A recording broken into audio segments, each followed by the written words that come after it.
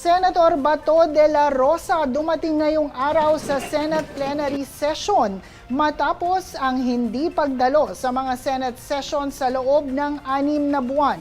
Emosyonal ang pagpasok ni Senator Bato na dumating kasabay ng change of leadership sa Senado na ngayon ay pinangungunahan na ni Senator Alan Peter Cayetano at kasabay rin ng pagsisilbi ng PNP-CIDG ng sabpina sa opisina ni Senator De La Rosa kaugnay ng mga umano'y kaso ng EJK sa Davao Region, bagaman hindi ito tinanggap ng kanyang tanggapan.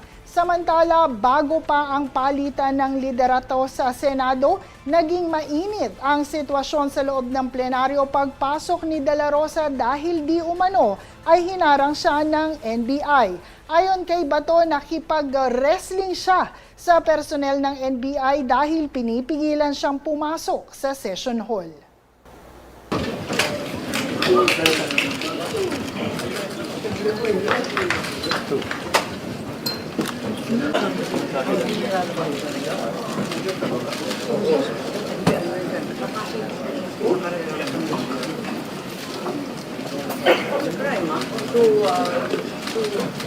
To obstruct the senator from performing.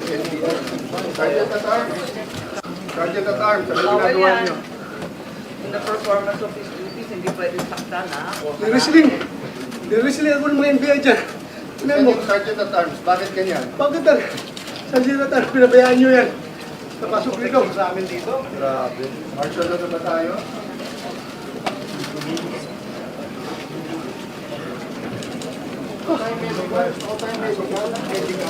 Sugat-sugat ako. Pagpasok, is the Senate. Wala silang respeto sa institusyon ng Senado. Hawak ka naman. Pareho tayo PBR, sir. Bakit nyo pinayagan niyang mga tao niyan makapasok dito?